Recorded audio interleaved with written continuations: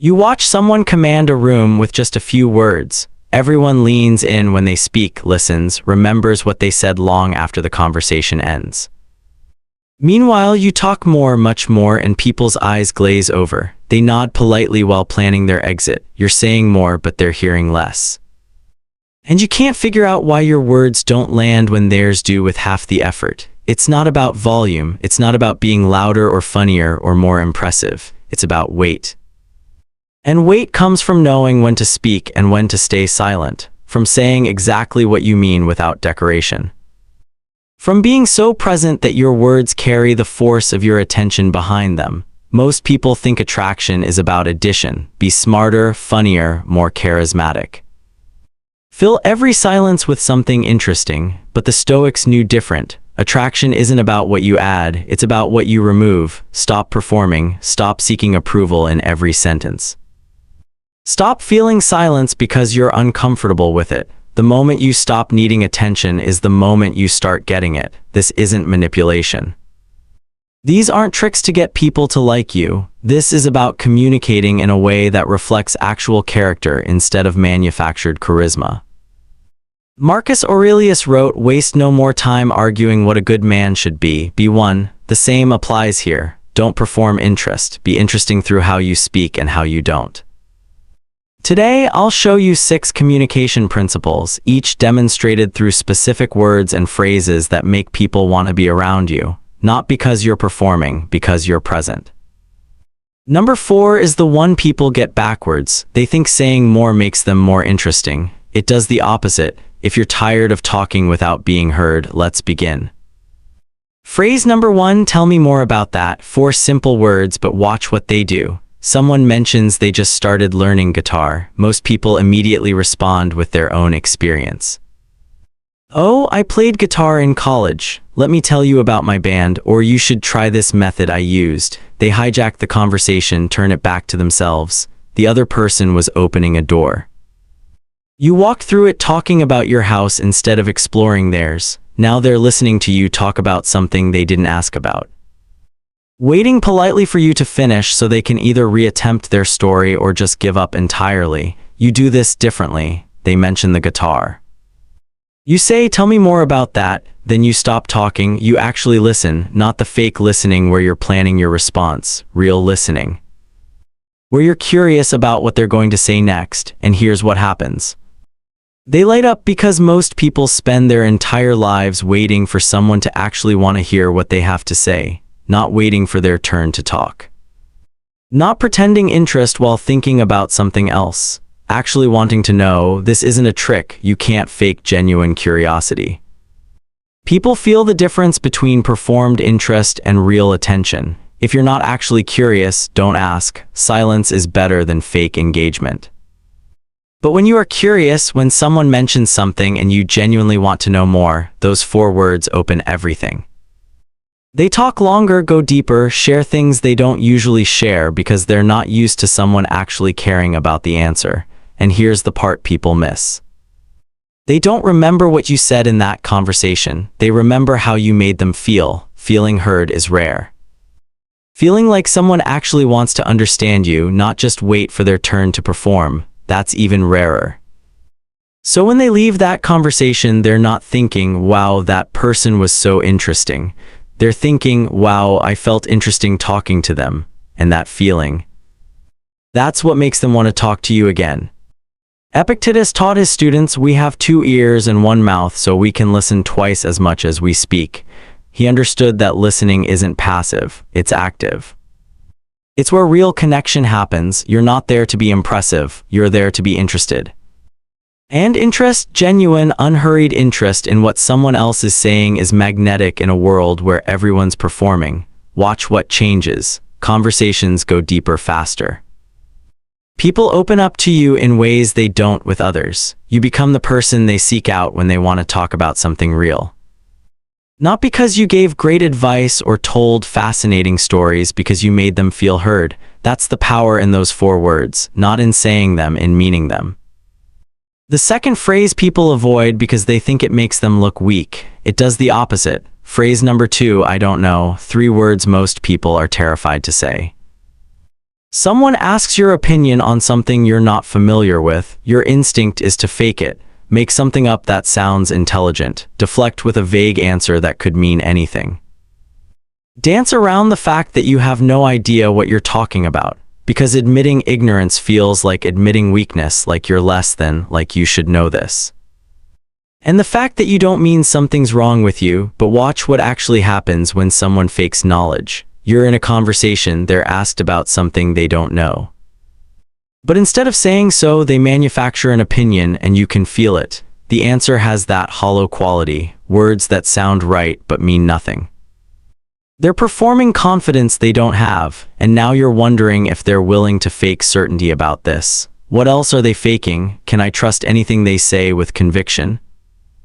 The fake knowledge doesn't make them look smart, it makes them look insecure, like they need you to think they know everything. Now watch someone who's actually confident. Same question. They pause, then I don't know, that's it. No explanation about why they don't know, no apology for their ignorance, no deflection to something they do know. Just 3 words delivered calmly, like it's not a crisis, that there's something they're not an expert in. And immediately you trust them more, because if they're honest about what they don't know, they're probably honest about what they do know. Their certainty when they have it means something. They're not performing, they're just being straight with you. This is what Socrates understood when he said, "I know that I know nothing." It wasn't false humility. It was the recognition that wisdom begins with admitting the limits of your knowledge. Insecure people need to appear knowledgeable about everything. Confident people are comfortable saying, "I don't know," because their value isn't tied to having every answer. They're secure enough to admit when they don't. Here's what changes when you start using these 3 words honestly. People relax around you. They're not competing with your ego anymore. They're not bracing for you to one-up them with superior knowledge. And when you do speak with certainty, when you actually know what you're talking about, they listen because you've established that you don't just say things to sound smart. You say things because they're true. Your words carry weight because you've proven you're willing to admit when they don't. The trap is using "I don't know" as false humility. "Oh, I don't know anything about that," followed by a paragraph demonstrating you actually know quite a bit. That's just another performance. When you don't know, say it. Then either stay quiet, or if you're genuinely curious, "I don't know," want to figure it out together, but don't fake ignorance and don't fake knowledge. Both are performances. Just be honest about what you know and what you don't. That honesty is more attractive than any amount of manufactured expertise. If you've said "I don't know" this week when you could have faked it. If you chose honesty over performing expertise, comment "I chose truth" below. Not to announce what you admitted you didn't know, just to mark the moment you valued being honest over being impressive. That choice, repeated quietly, is what builds real trust instead of fake authority. The third phrase saves you from the trap most people fall into when someone shares a problem. Phrase number 3, that sounds difficult. Someone shares a problem with you, work's been overwhelming, their relationship is struggling, they're exhausted trying to keep everything together. And your first instinct, the thing everyone does, is to immediately offer solutions. Have you tried? What if you just, "When I was dealing with that, you think you're being helpful, you're not." You're dismissing them because what they heard wasn't "Here's a solution." It was "This is simple. Why haven't you figured it out yet?" Most people don't share problems because they want you to fix them. They share because they need to be heard, because they've been carrying something heavy, and just saying it out loud to someone who actually listens makes it lighter.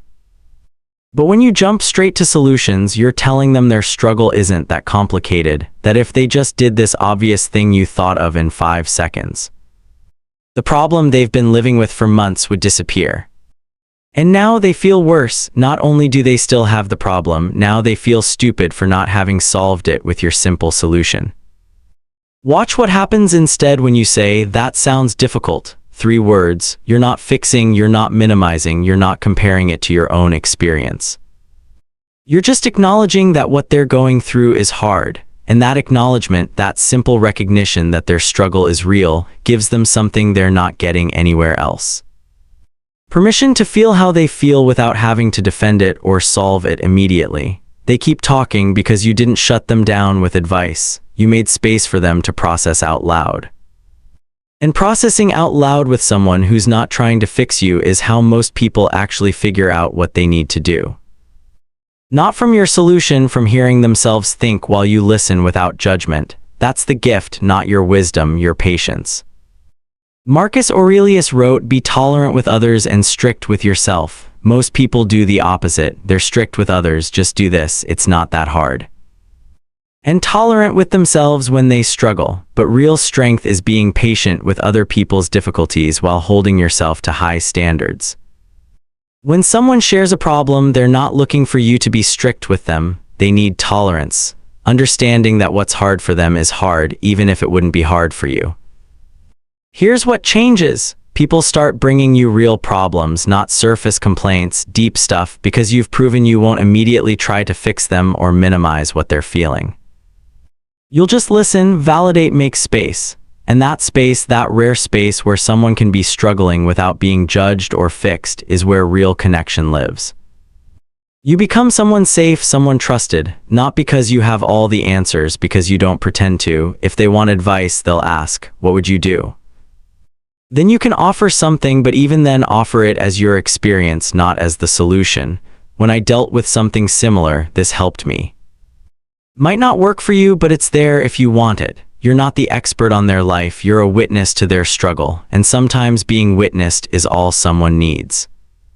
Number 4 is the hardest discipline. Most people never master it, but it's what makes everything you say actually matter. Phrase number 4, silence. Most people are terrified of it.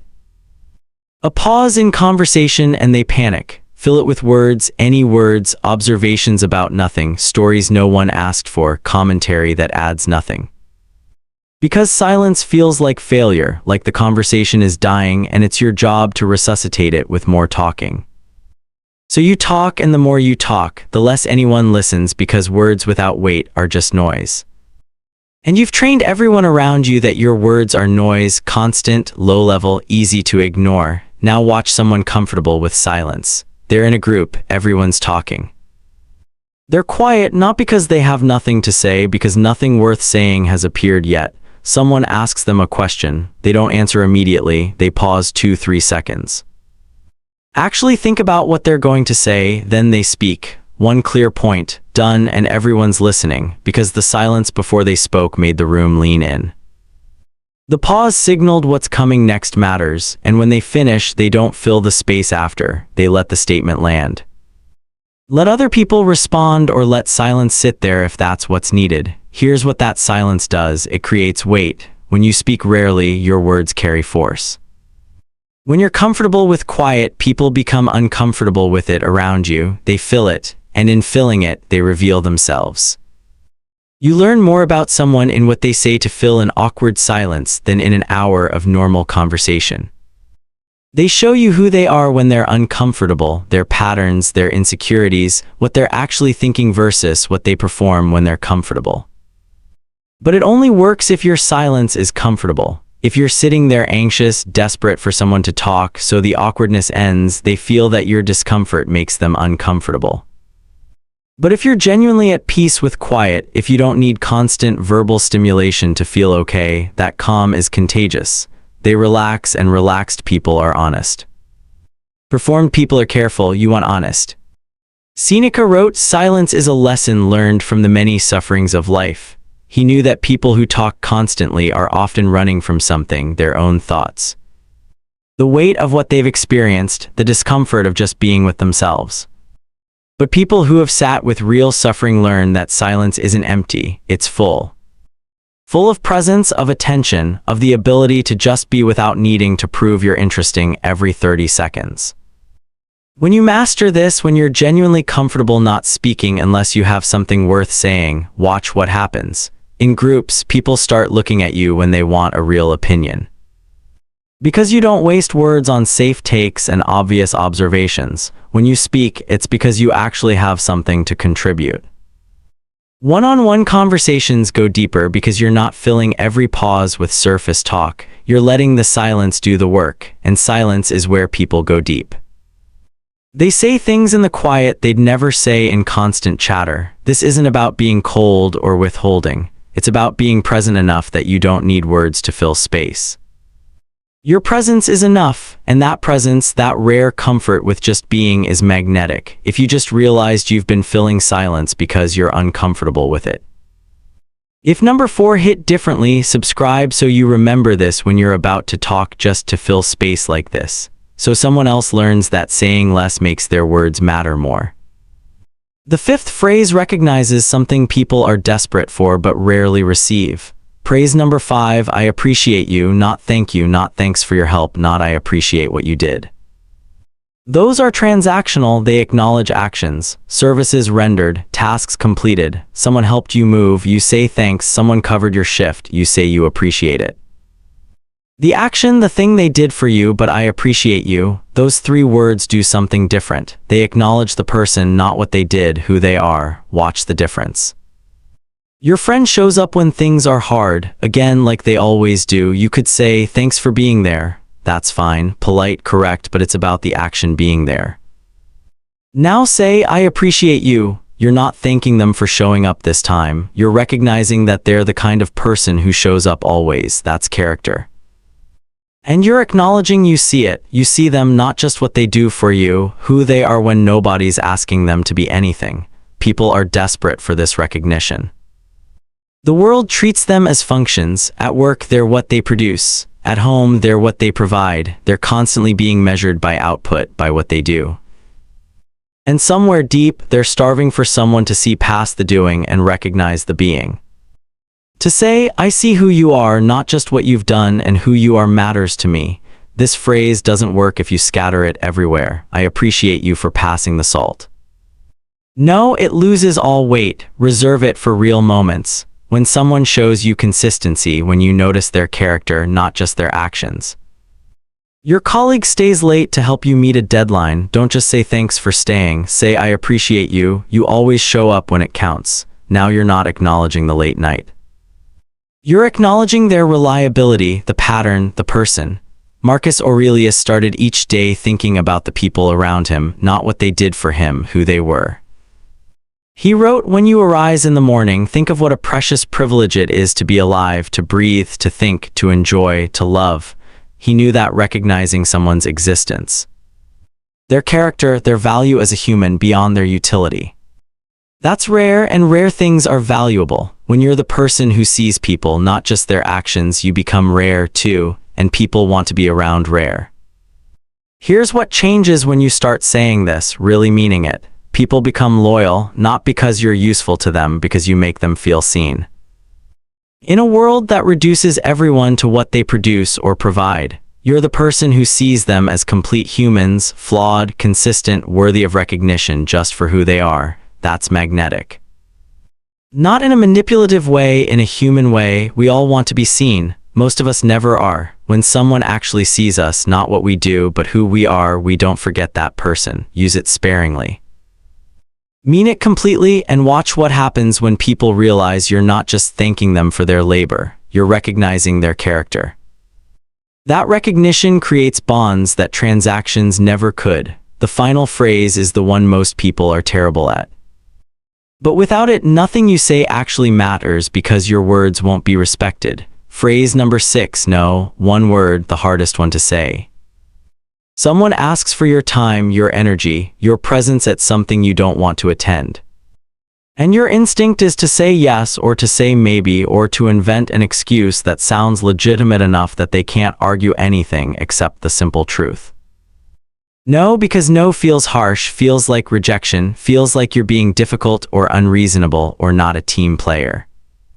So you say yes to things you don't want to do with people you don't want to see at times that don't work for you. And every time you say yes when you mean no, you teach people your time has no value. That you're available to everyone for everything, that your boundaries don't exist. Watch what happens to people who can't say no. They're exhausted, resentful, overcommitted to things they don't care about while having no energy left for what matters. Their calendar is full. Their life is empty. Because they gave all their time to other people's priorities and kept none for their own. And people don't respect them more for their availability, they respect them less. Because someone who says yes to everything is saying their own time isn't valuable enough to protect. And if you don't value it, why would anyone else? Now watch someone who can say no. Someone asks them to do something, they pause, actually consider if they want to do it. If they don't, no, I can't, that's it. No lengthy apology, no invented excuse about being busy. No. Maybe next time. That leaves the door open for future pressure. Just no, simple, clear, final. And the person asking might be surprised, might even be annoyed, but they respect it because this person just demonstrated something rare. They know what their time is worth and they protect it. Your yes only matters when your no is real. If you say yes to everything, your yes means nothing. It's not a choice, it's just your default setting. But when people know you're capable of saying no, when they've heard you set boundaries before, your yes becomes valuable. When you show up, they know it's because you chose to be there, not because you're too weak to refuse. Epictetus taught, first learn the meaning of what you say and then speak. Most people say yes without considering what it means. It means your time, your energy, your presence, all finite resources. Every yes to something unimportant is a no to something that matters. You just didn't say the no out loud. You said it silently to yourself, to your goals, to the things you claim are priorities but never have time for because you're too busy saying yes to everyone else. Here's what changes when you start saying no honestly. People stop assuming you're available. They become more thoughtful about what they ask from you. And when you do say yes, they value it because they know it's a real choice, not a weak surrender. You reclaim your time, your energy, your ability to focus on what actually matters. Instead of being scattered across 100 obligations you never wanted, say no without apology, without excuse, without softening it with false may. Just know your time is yours, protect it. And watch how much more people value your presence when they realize it's not guaranteed to everyone for everything. Boundaries don't push people away. They attract the ones worth keeping and filter out the ones who only wanted you because you couldn't refuse them. These 6 principles, curiosity, honesty, validation, silence, recognition, and boundaries, they're not tricks. They're character made visible through how you communicate. And character, that's what actually attracts people, not your words, who you are when you speak them. Notice what they share. None require performing, they require presence. Being interested enough to listen, secure enough to admit ignorance, patient enough to validate without solving, comfortable enough with silence that you don't fill it with noise. Attentive enough to see people beyond their utility, strong enough to protect your time. The Stoics understood attraction isn't addition, it's subtraction. Stop trying to be impressive. Stop filling every silence. Stop saying yes when you mean no. The moment you stop performing is the moment people start paying attention, not to what you say, to who you are when you say it. If this changed how you communicate, subscribe. Share it with someone who talks more than they listen. The most attractive thing you can do. Stop trying to be attractive, just be present. Everything else follows.